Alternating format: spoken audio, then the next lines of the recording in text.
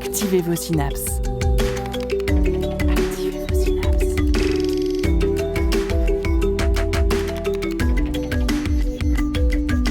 Poussez la porte du Labo des Savoirs et entrez dans un monde de science et d'expérience. C'est le Labo des Savoirs.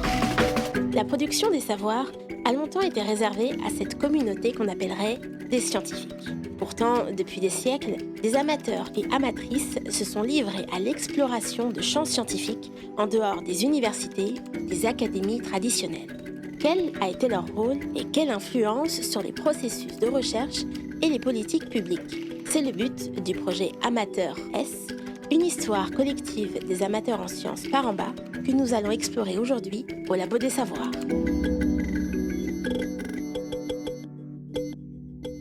Bienvenue dans cette nouvelle émission du Labo des Savoirs où nous nous intéressons à l'histoire des amateurs de sciences en France au 19e et 20e siècle. Cette étude a abouti à un carnet de recherche et associe des historiens et des historiennes de trois champs que sont l'astronomie, l'archéologie et la santé. Nous en recevons trois aujourd'hui dans notre émission, à commencer par Nathalie Richard, professeure d'histoire contemporaine à l'Université du Mans et chercheure au laboratoire TEMOS. Elle a notamment étudié les figures de l'amateur. À ses côtés, Hervé Guillemin, professeur d'histoire toujours à l'Université du Mans et au laboratoire TEMOS. Il est directeur du projet Dicopholis, un dictionnaire politique de la santé en ligne, et il s'est intéressé à une histoire subjective des mondes des amateurs. Et pour terminer, Laurence Guignard, professeure en histoire contemporaine au Centre de recherche en histoire européenne comparée à l'Université Paris-Est Créteil et spécialiste en histoire du 19e siècle. Elle s'est penchée notamment sur les gestes et pratiques des amateurs, notamment en astronomie. La science, toutes les sciences. Au Labo des Savoirs. Le projet amateur est un projet qui questionne la qualité et le statut des amateurs et amatrices entre 1850 et 1950. Nathalie Richard, quelle est l'origine de ce projet? Pourquoi s'intéresser aux amateurs? Bonjour. Donc, une des raisons de cet intérêt pour les amateurs, c'est qu'il s'agit en fait d'une question très actuelle, puisque de nos jours, les scientifiques professionnels et les institutions scientifiques sont d'une certaine manière toutes concernées par cette question des amateurs. D'une part, il y a la volonté de nombreuses institutions scientifiques de faire contribuer des acteurs non professionnels à la recherche. Ce sont toutes les opérations de sciences participatives. Les plus connues sont celles qui sont organisées par le Muséum d'histoire naturelle à Paris, autour des projets qui sont rassemblés dans Viginature, par exemple. Et puis, il y a aussi une autre dimension de cette action des non-professionnels, un peu plus militante, et qui vient de groupes qui réclament plus de démocratie dans les sciences, une sorte de possibilité pour les citoyens de participer aux choix de recherche et aux politiques publiques de la recherche. Ces mouvements sont très importants, notamment dans le domaine de la santé, où les associations de patients et où les associations de familles de patients ont joué un rôle très important dans les dernières années.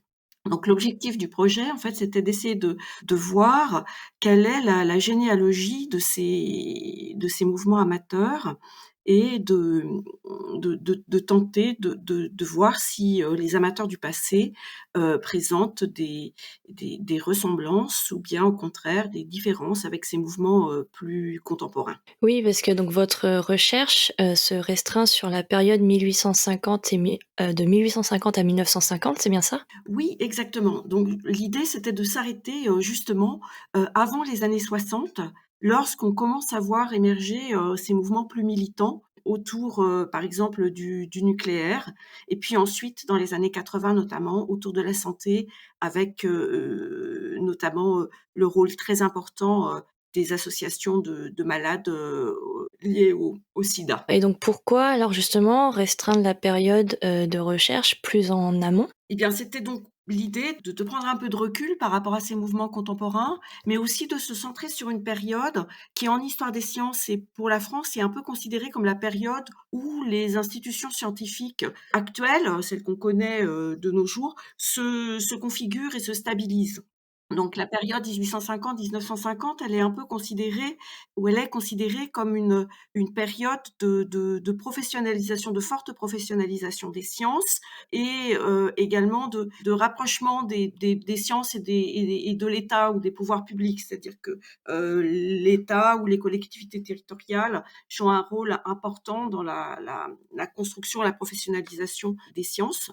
Dans ce mouvement, l'histoire des sciences a insisté sur le fait que, dans ce mouvement, les amateurs étaient progressivement marginalisés, donc soit réduits en fait à un certain type d'activités scientifiques, des activités non théoriques, par exemple collecter des données, ou bien des activités de médiation vers le grand public, sensibiliser les jeunes, aux sciences, par exemple dans les clubs d'astronomie. Donc certains historiens sont même allés un peu plus loin, des sciences sont allés un peu plus loin en disant que ce qui avait été organisé, c'est progressivement, l'exclusion des non-professionnels de l'univers de la science qui adopte un vocabulaire de plus en plus spécialisé et ils ont parlé de fabrique de l'ignorance. Et donc notre projet, c'était d'inverser un peu le regard, donc de regarder cette période en partant des amateurs et du point de vue des amateurs, puisque, assez paradoxalement, dans cette même période,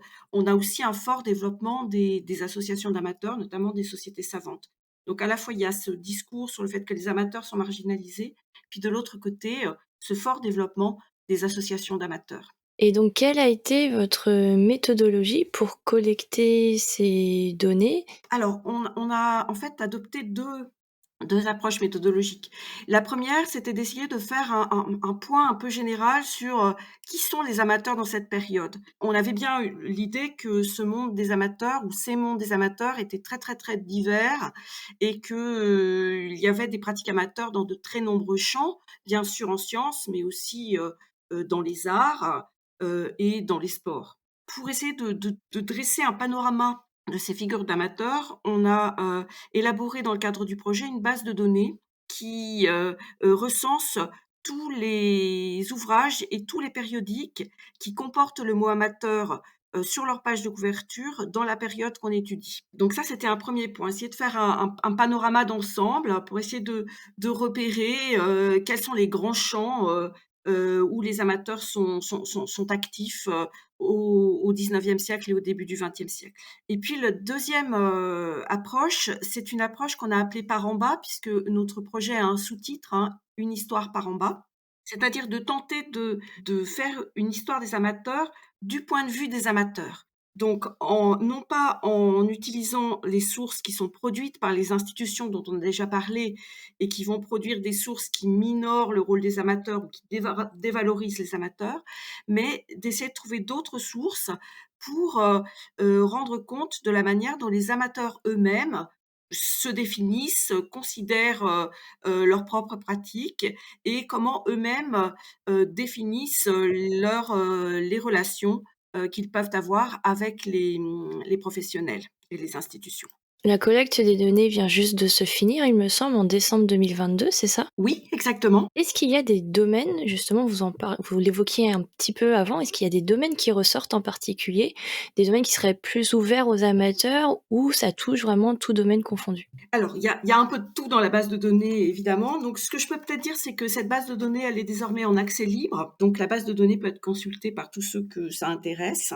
Mais ce qui est ressorti dans cette base de données, c'est qu'il y a quelques grands champs qui sont particulièrement associés aux amateurs au 19e siècle. Un de ces grands champs, ce sont les nouvelles techniques. La photographie, la transmission sans fil, la radio, puis le cinéma. Donc ça, c'est vraiment très intéressant puisqu'on voit effectivement ces champs qui sont, à la frontière entre, les sciences et les techniques, investis très largement par les amateurs. Et lorsque, par exemple, les amateurs investissent, le champ de la photographie, Ça n'est pas seulement pour, utiliser, du matériel et des procédures, déjà existantes, mais aussi, pendant toute une période pour, améliorer les appareils, inventer de nouvelles techniques pour développer les images, de nouvelles techniques pour réaliser les images.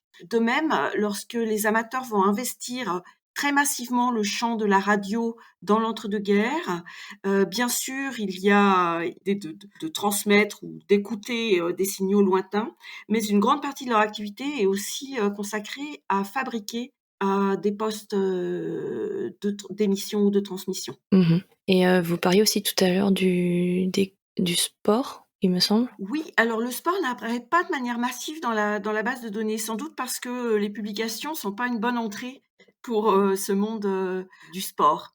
En revanche, un autre champ qui est très représenté dans la base de données, ce sont les collections. Donc bien sûr, dans ces collections, il y a des collections classiques d'œuvres d'art ou d'objets d'art, mais ce qu'on voit au 19e siècle, c'est une diversification en fait et une démocratisation des pratiques de collection.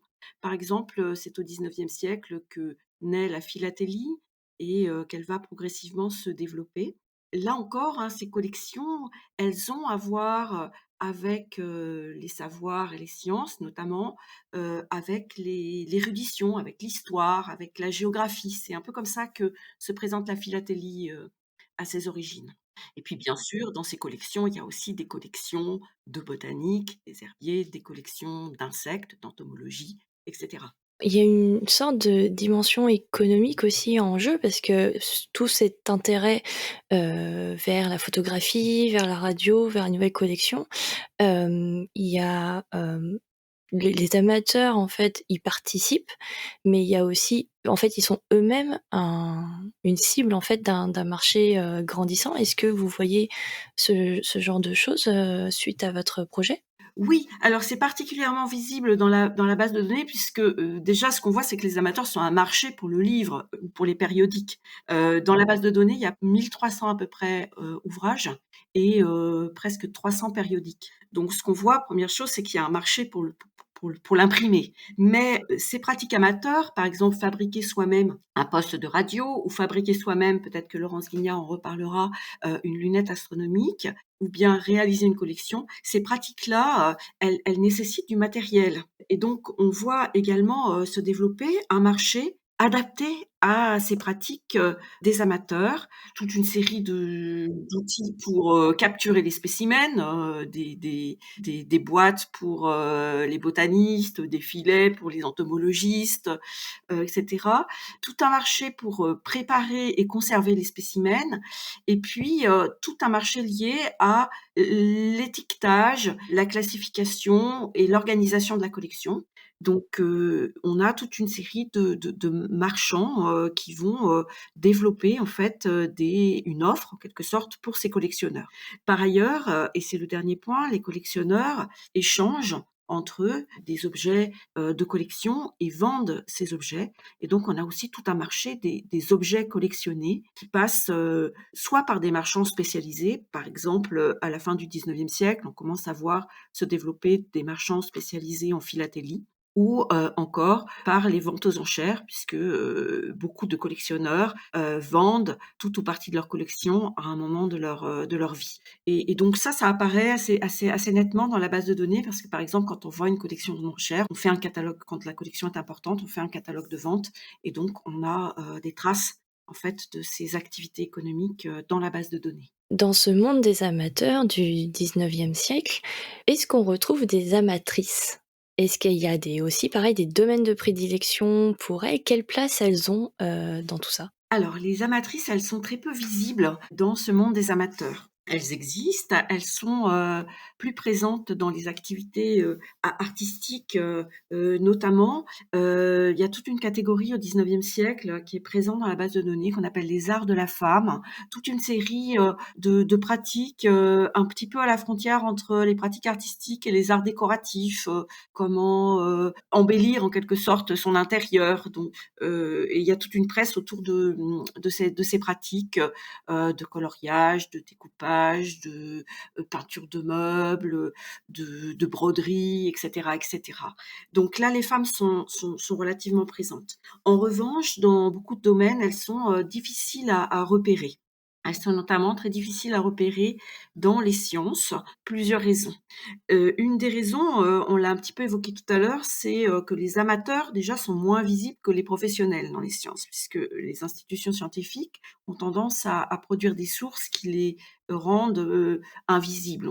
Les historiens disent qu'ils les invisibilisent. Les amatrices et les amateurs sont en quelque sorte invisibilisés, pas dans les sources qui proviennent des institutions scientifiques professionnelles. Mais les amatrices elles-mêmes, elles subissent le même sort d'une certaine manière dans les cercles des amateurs de sciences, par exemple dans les sociétés savantes, parce qu'elles sont elles-mêmes un peu rejetées aux marges de ces mondes qui sont des mondes très masculins, au moins jusqu'à l'entre-deux-guerres.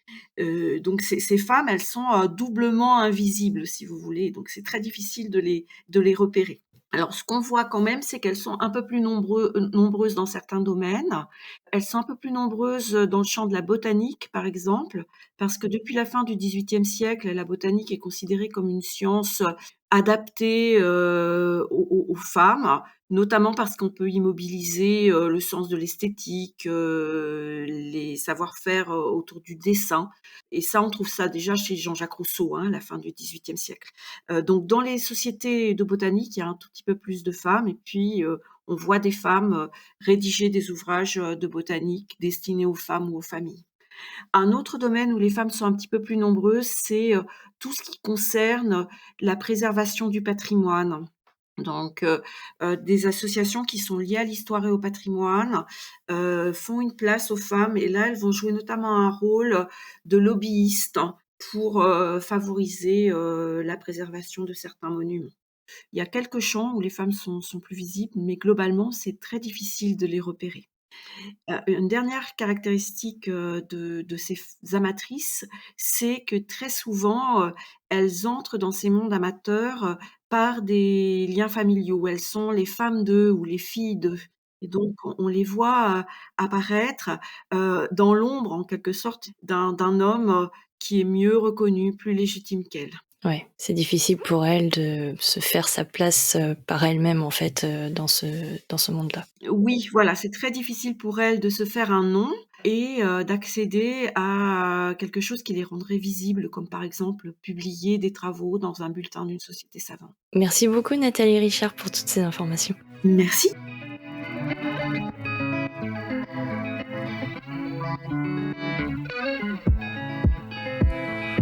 So I thought, I don't know whether my consciousness is full consciousness or not. I don't know whether my being is a proper being or not. But I do know where my rapture is. So let me hang on to rapture, and that'll bring me both.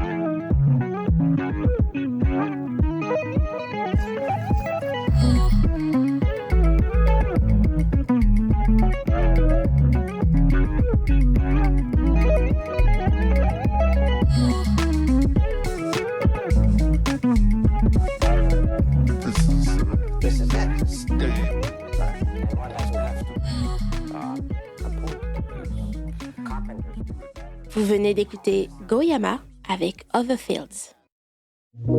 Écoutez la recherche et ses chercheurs au Labo des Savoirs. Vous êtes toujours au Labo des Savoirs en compagnie de Nathalie Richard, Hervé Guillemin et Laurence Guignard pour parler des amateurs en sciences au 19e et 20e siècle. Et je me tourne vers vous, Hervé Guillemin, vous êtes professeur d'histoire Le Mans Université au laboratoire TEMOS. Et le projet amateur dont on vient de parler s'intéresse à la période entre 1850 et 1950. C'est une période, Hervé, à laquelle les amateurs se sont mobilisés pour investir plus officiellement les sciences de manière générale.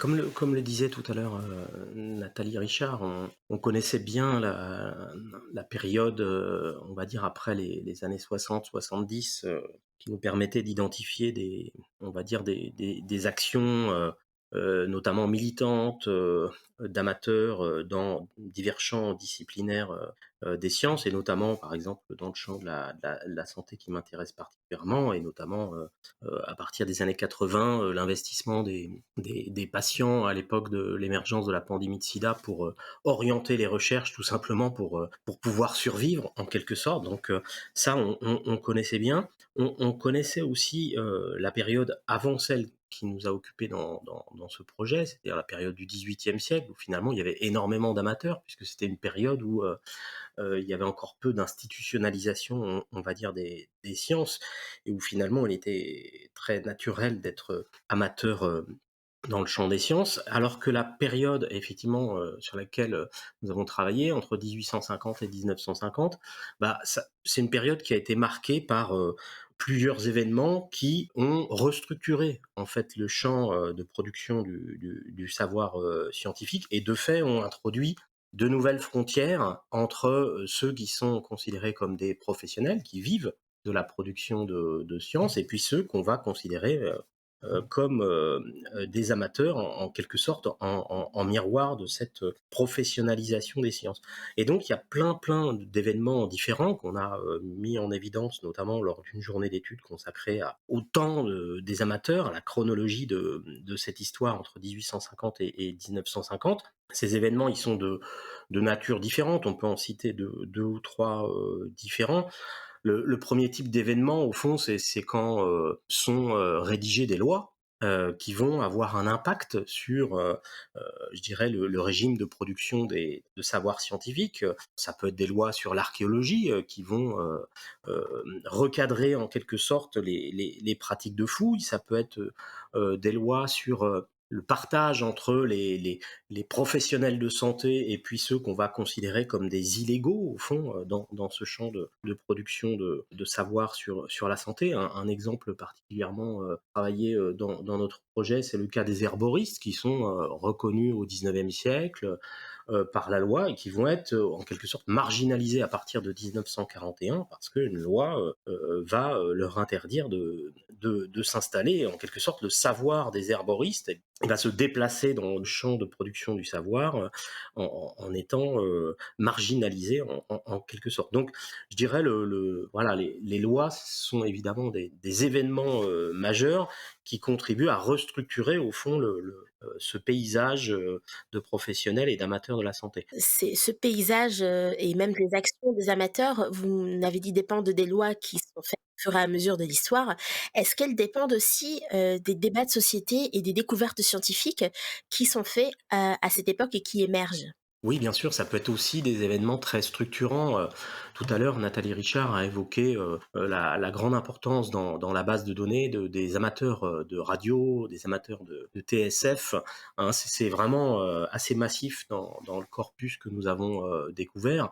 Et évidemment, à partir du moment où, surtout, on va dire entre les années 1900 et 1920, cette science de la radio et ses pratiques vont se développer autour de la TSF, ça génère un engouement très très fort chez les amateurs qui occupent vraiment ce terrain très neuf. Hein. Ils sont en quelque sorte, on pourrait considérer que ce sont des pionniers, même si la question, voilà, le concept de pionnier en histoire est toujours très très contestable. En tout cas, ils vont occuper un terrain tout à fait neuf, et ils vont pousser même très très loin on va dire, les hypothèses générées par cette découverte. Moi, dans ce projet, j'ai travaillé beaucoup dans le champ de la santé sur ceux qu'on appelle les radiesthésistes et qui sont au fond ceux qui partent de ces découvertes importantes dans le champ des ondes radio et extrapolent ça à l'échelle, on va dire, du corps humain, et vont essayer de construire une science, alors là, tout à fait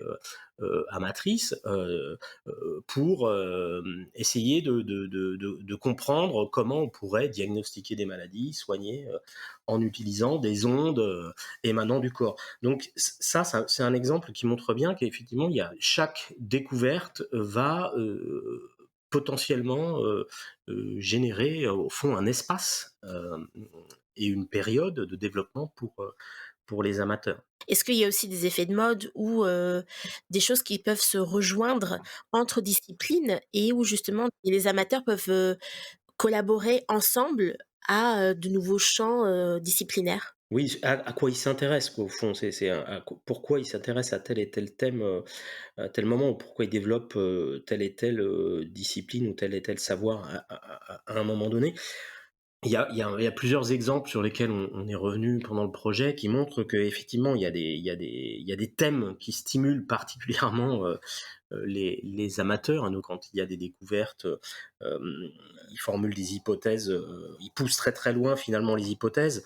Dans le champ de l'astronomie, je ne sais pas si Laurence Guignard pourra en parler tout à l'heure, mais elle nous a bien expliqué à plusieurs reprises au fond que avec les possibilités de plus en plus grandes de voir l'infiniment grand, l'hypothèse notamment de l'existence de mondes extraterrestres est quelque chose qui a particulièrement stimulé, on va dire, les amateurs et peut-être moins les professionnels. Ça, c'est quelque chose qui me semble important.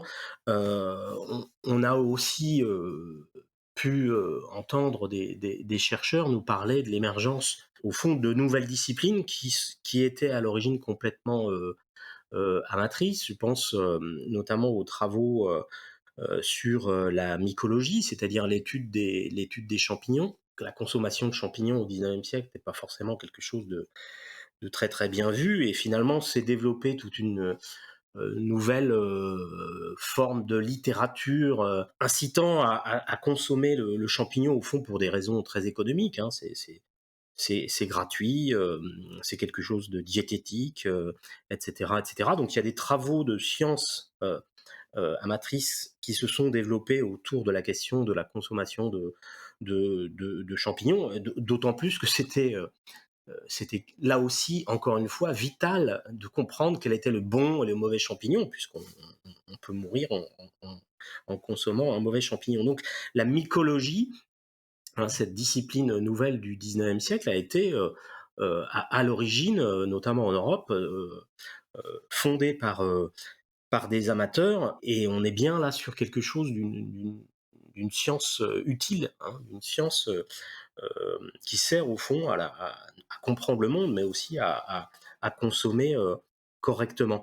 Comment est-ce ces amateurs et ces amatrices, s'organisaient pour justement produire, ces savoirs? Parce qu'ils n'appartenaient pas forcément à des sociétés savantes. On a vu plutôt qu'ils étaient souvent en marge, des universitaires. Mais est-ce qu'ils avaient des pratiques similaires et des capacités à produire des connaissances? Sur la question de l'organisation du lien avec les mondes académiques, les cas sont extrêmement différents. Le panorama qu'on dresse des pratiques amateurs, ça donne lieu à finalement des cas très très différents. Sur le cas sur lequel j'ai un peu plus travaillé dans ce projet, les radiesthésistes, ils sont dans un modèle finalement assez conforme, on va dire, à l'organisation de la science académique. Ils font des congrès, ils s'organisent en association, ils publient des bulletins, des comptes rendus, ils échangent avec leurs collègues à l'international, et même quand on est dans la pratique très très amateur des radiesthésistes, les prêtres qui sont à l'origine de cette discipline, donc renommée radiesthésie, bah, ils ont des échanges avec les facultés catholiques privées du nord de la France, et on est dans quelque chose vraiment de très très conforme à ce qu'on pourrait attendre, on va dire, d'un réseau savant au début du XXe siècle. Ils ont d'ailleurs des liens avec les savants les plus mainstream de l'époque. Je pense à Édouard Branly. je dirais que dans ce cas de figure, on est dans quelque chose de vraiment, même si on n'est pas dans l'université, même si on n'est pas dans des institutions académiques reconnues, on est dans quelque chose qui au moins mime cette organisation académique. Est-ce qu'ils avaient des liens, on va dire plutôt positifs tout de même? Est-ce qu'il y avait des invitations des 2 côtés qui pouvaient produire, enfin nourrir des productions académiques et pas seulement des points de discorde, des rassemblements également? Oui, oui, oui, bien sûr. Là, le cas des radiesthésistes montre qu'on est vraiment dans une, on va dire une, je dirais presque de temps en temps une hybridation, une imbrication entre des réseaux d'amateurs et puis des réseaux professionnels. C'est parfois même très très difficile de noter la distinction entre les deux. Mais dans d'autres disciplines, dans d'autres champs, on a même carrément une intégration des amateurs, au moins temporaire, lors de leur carrière, dans le champ académique. Je pense à d'autres travaux qui ont été présentés pendant ce projet par Volnifage, qui s'est beaucoup intéressé à la production des cosmogonies au 19e siècle, et qui nous avait raconté cette histoire assez incroyable d'un homme qui s'appelait Chacornac, et qui était au fond à la fois qu'on peut considérer comme un amateur, mais qui a atteint quand même, qui a intégré les institutions académiques les plus importantes de l'astronomie professionnelle, et puis qui, dans un deuxième temps, a été complètement mis à l'écart de ces institutions et qui a fini en psychiatrie à la clinique du docteur Blanche. Donc il est passé ce même homme, il est passé du plus haut de la hiérarchie scientifique au plus bas de la marginalisation presque sociale. Donc il y a vraiment des cas très très différents. C'est difficile de faire une généralité sur ce point du rapport avec le monde académique. Il y a aussi des amateurs qui sont complètement aux marges. Moi, j'ai travaillé un peu sur voilà, les femmes qui produisaient des livres d'automédication. Là, on est dans une production complètement en marge de l'institution académique.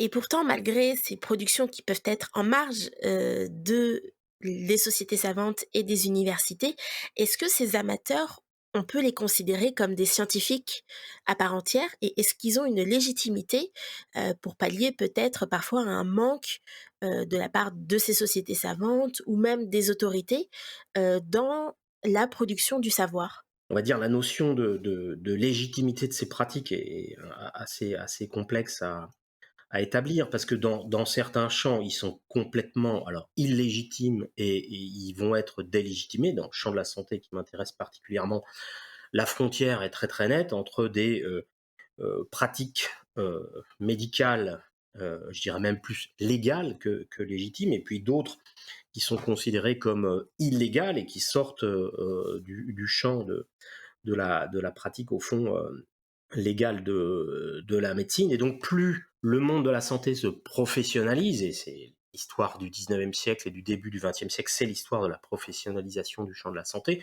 eh bien ça marginalise des praticiens qui étaient auparavant tout à fait reconnus et qui vont être marginalisés.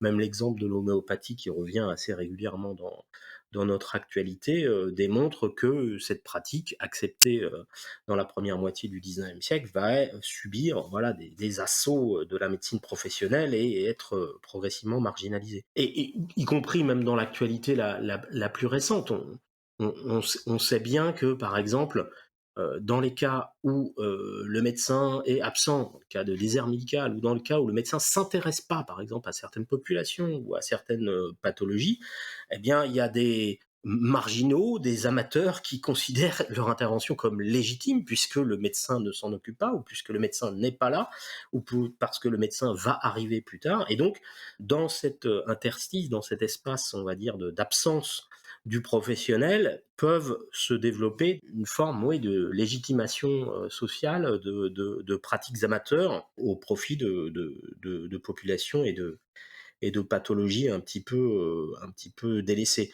Dans le cas des radiesthésistes, ce qui m'a semblé intéressant, c'est qu'au fond, quand les radiesthésistes font, avec leur pendule, des expériences savantes qui ressemblent beaucoup à d'autres expériences savantes du monde académique, ça gêne personne, c'est considéré comme légitime de faire ces expériences.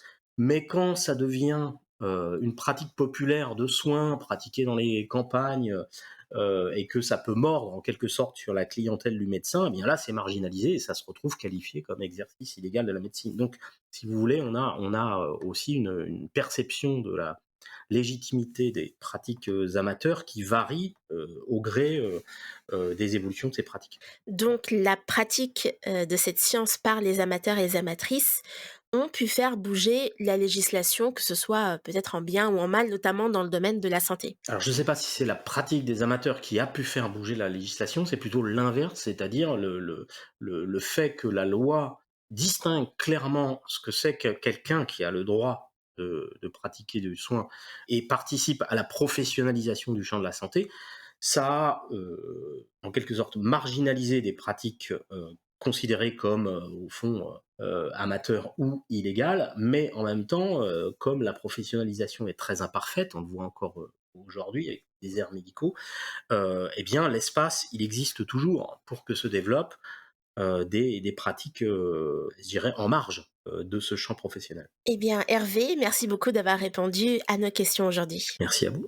Nouvelle pause musicale, écoutons désormais Little Rock, The Rise and the Heritage Ensemble, avant la dernière partie de notre émission. I would like to become the things that I play about, the things to be a good example, and hope that other people on this planet could learn, how to do the same thing, and try to know why we are here.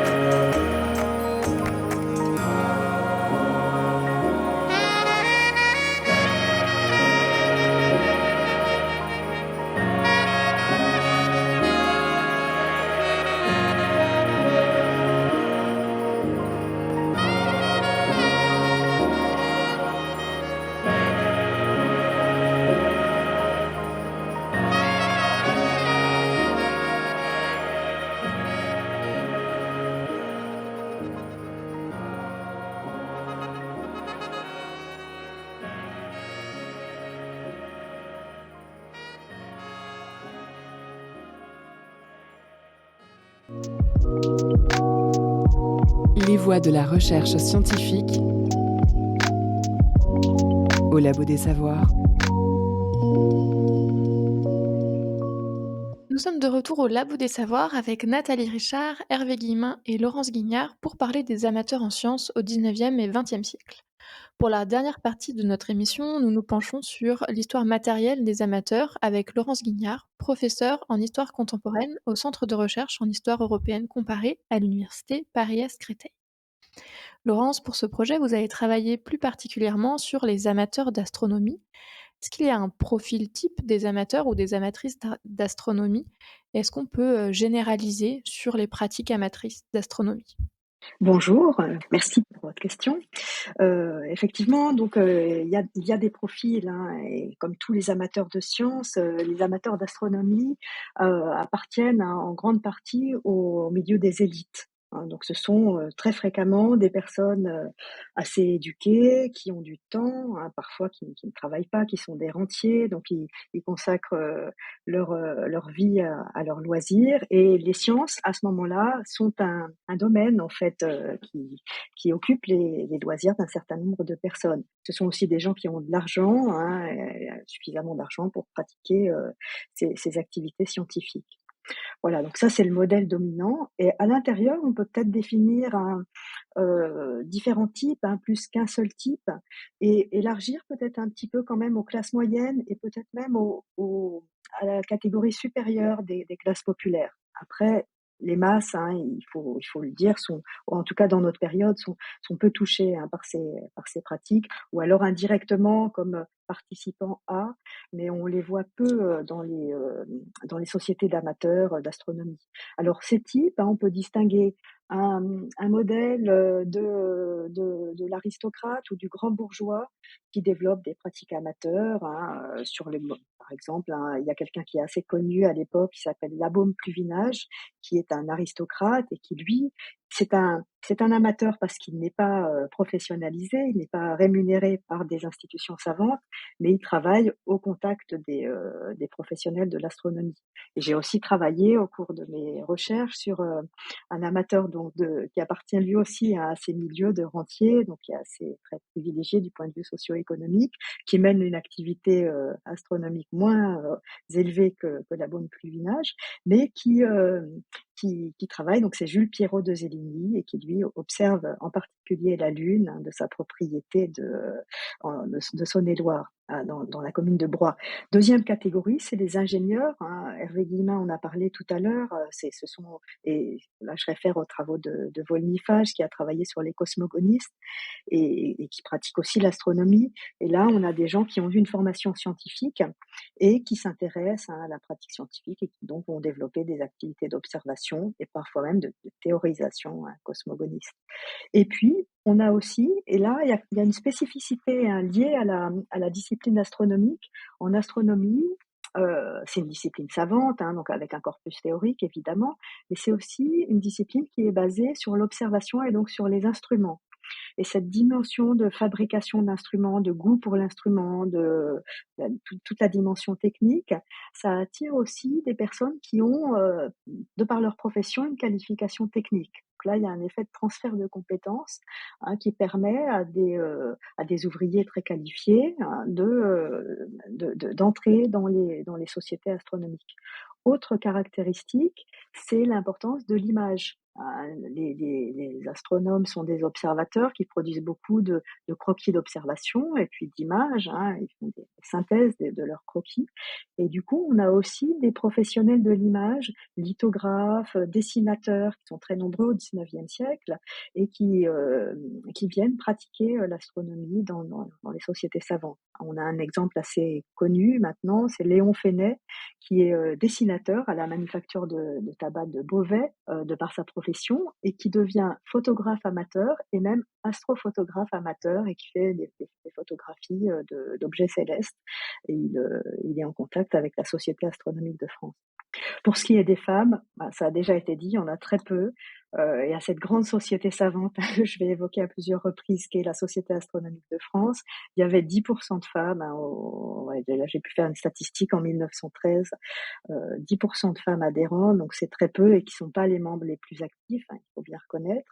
On peut ajouter que ça n'a pas beaucoup évolué, hein, puisqu'aujourd'hui on est autour de 14% dans la même société qui existe toujours. Donc vous l'avez cité, Jules Piérot de Séligny, qui est un exemple d'amateur d'astronomie né à la fin des années 1860. Donc lui s'est focalisé sur, l'observation de la Lune.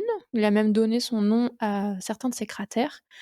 Lui, il avait, quels instruments, quel matériel ou quelles ressources, documentaires à disposition?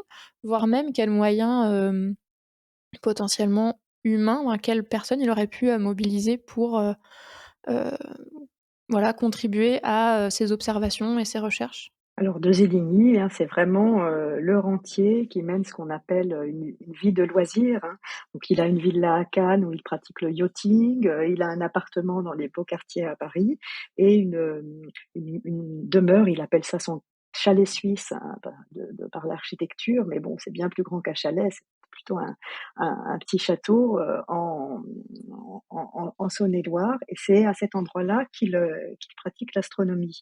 Alors lui, il a pas des moyens techniques énormes en fait, hein, et il a un instrument, une lunette, qu'il a acheté. En fait, il y a des fabricants d'instruments qui fabriquent des instruments pour les amateurs. Voilà et c'est même recommandé, hein, donc une petite lunette. Alors c'est un instrument qui va permettre d'observer la Lune, mais les objets plus lointains restent, plus difficiles à observer et lui, il observe du balcon de son chalet, hein, qui a l'exposition satisfaisante. On a une photographie de son lieu d'observation, donc il a sa lunette avec un pied, puis il va équiper sa lunette d'un mécanisme qui lui permet de suivre les objets, célestes. Il a une petite table avec une petite lampe, un petit tabouret. C'est une installation, un équipement, modeste mais efficace. Voilà et on voit, hein, qu'il observe de manière très, très régulière, hein, la nuit, le balcon est juste à côté de sa chambre, donc il se lève et il va observer, principalement la Lune. Alors effectivement, il réunit un matériel, ça c'est assez intéressant parce qu'on a retrouvé en fait, sa bibliothèque et puis son fonds documentaire. Donc il a acheté, hein, des ouvrages, des cartes aussi de la Lune, hein, tout un matériel qui va lui permettre de mener une sorte de projet savant amateur assez rigoureux. Et il s'entoure aussi, donc Jules Piérot de Zeligny, il est membre, hein, de la Société astronomique de France et c'est une société qui est assez importante, hein. Et on parle même de société savante de masse parce qu'il y a beaucoup de membres, il y a vraiment un réseau très international, hein, de participants et du coup, il y a plusieurs commissions spécialisées et dont la commission lunaire et Piérot de Zeligny, il va présider la commission lunaire et il va réunir en fait une petite équipe d'observateurs de la Lune et avec eux, il organise presque un protocole, hein, en fait, chacun, observe comment dire? Au même moment et va confronter, les résultats de ses observations. Oui, je peux même continuer puisqu'on a évoqué, hein, Hervé Guillemin a évoqué la vie extraterrestre et effectivement, ce qui anime ces astronomes amateurs, hein, c'est, la grande question, à cette époque-là, qui est liée au fait qu'on voit de mieux en mieux grâce à des instruments plus performants, donc on voit de mieux en mieux les astres, hein. On se rend compte que, les planètes du système solaire, elles ressemblent beaucoup à la Terre et du coup cette question d'une potentielle vie en dehors de la Terre, anime, hein, et c'est vraiment quelque chose qui préoccupe beaucoup les amateurs de la SAF. Jules Piérot de Zeligny, il dit qu'il a été atteint par un tourment lunaire, hein, et pour lui, le tourment lunaire, c'est ça, c'est une inquiétude presque existentielle, hein, qui motive sa quête d'une vie, hein, sur la Lune ou au moins d'une trace d'activité sur la Lune. Donc ils vont observer, en fait, Jules Piérot de Zeligny, il observe un seul site et il essaye de répertorier ce qu'il appelle les variations, hein, sur ce site. Variations de couleur, variations de relief, et puis peut-être, lui, il imagine, alors c'est un petit peu un tabou, hein, parce que la science professionnelle dit qu'il n'y a pas de vie sur la Lune, qu'il n'y en a pas non plus sur Mars et qu'il n'y en a très certainement pas dans le système solaire, mais donc de manière un petit peu souterraine, hein, il cherche aussi des traces peut-être d'une végétation. Alors il insiste beaucoup sur une couleur verte, hein, qu'il voit à la surface de la Lune. Voilà et donc cette communauté, il y a vraiment une communauté d'observateurs de différents sites lunaires et on est presque dans une dimension communauté d'observateurs, peut-être science-partive, même si c'est pas tout à fait au service de la science professionnelle. Et donc il y a une différence, forte entre, les pratiques d'observation, amatrices et celles, plus professionnelles? Alors il y a des différences, oui, qui sont liées justement à l'instrumentation. hein, parce que l'instrumentation des professionnels, elle est beaucoup plus performante, hein. À l'époque, il y a des grandes lunettes, des grands télescopes qui vont permettre de voir beaucoup plus loin. Et en fait, le positionnement du président de la Société astronomique de France, qui est un personnage très charismatique, c'est Camille Flammarion. Lui, il considère, donc il défend, hein, une politique de l'astronomie amateur. Le positionnement, c'est les professionnels, ils ont très peu d'observatoires très performants. Les amateurs, ils vont avoir des petits instruments, mais ils sont beaucoup plus nombreux, donc ils vont pouvoir mener une observation beaucoup plus régulière, systématique et collecter des informations complémentaires. Voilà, donc c'est un petit peu de démarche. Il faut dire aussi, hein, que les observatoires professionnels sont des lieux ouverts, hein, qui accueillent du public aussi, et parfois les amateurs peuvent accéder aux instruments professionnels. Comment elles sont valorisées justement ces découvertes, des amateurs ou des amatrices? Est-ce que, il y a, voilà cette société, heu, qui existe, mais est-ce qu'il y a des publications, des journaux, et voire même, des liens ou des échanges, de connaissances avec les scientifiques de l'époque? Alors oui, il y a des publications. Ben, comme toute société savante, hein, la Société astronomique de France a son bulletin où on publie des articles, des observations, des croquis d'observations.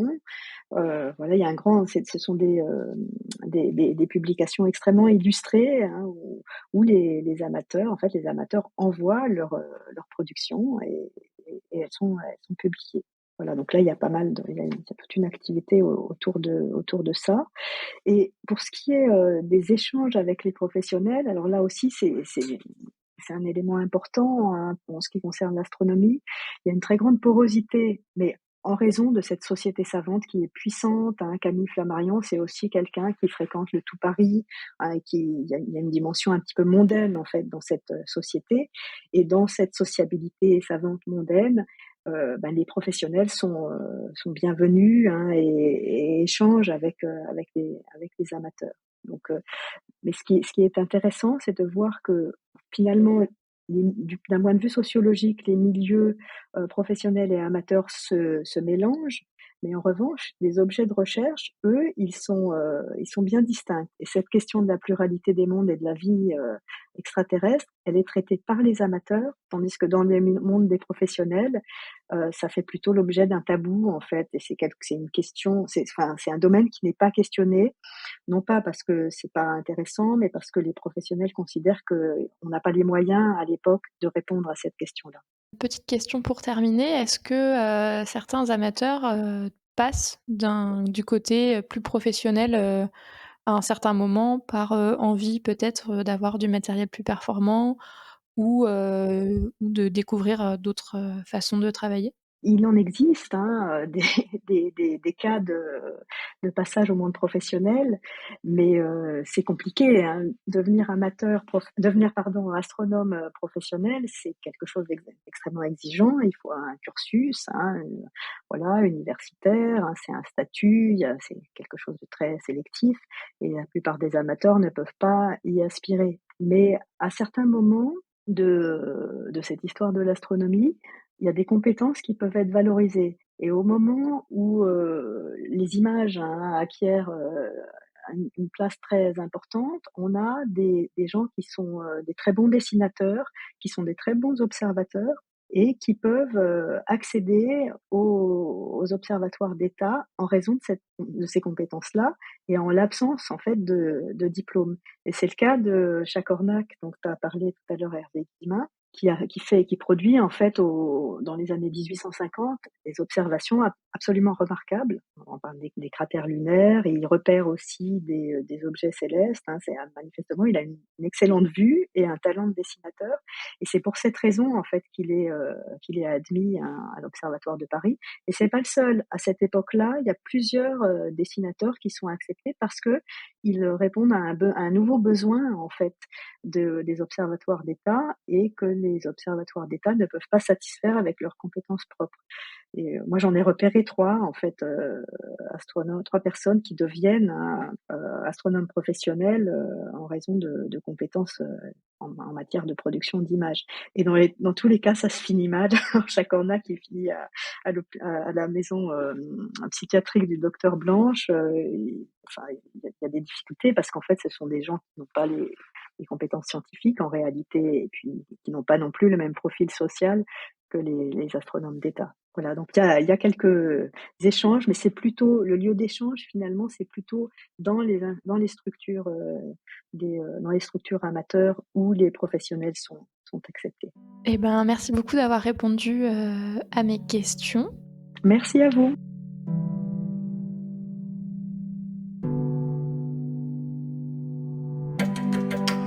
Et c'est la fin de notre émission consacrée aux amateurs et amateurs, de sciences. Merci à Nathalie Richard, Hervé Guillemin et Laurence Guignard d'avoir répondu à nos questions aujourd'hui. Une émission préparée par Mélissa Touvron, Célie Dubost et Dounia Saez, également à la réalisation. Une émission à réécouter sur vos applications de podcast. Retrouvez-nous sur labodesavoirs.fr ou nos réseaux sociaux. Et on vous dit à la semaine prochaine pour une nouvelle émission.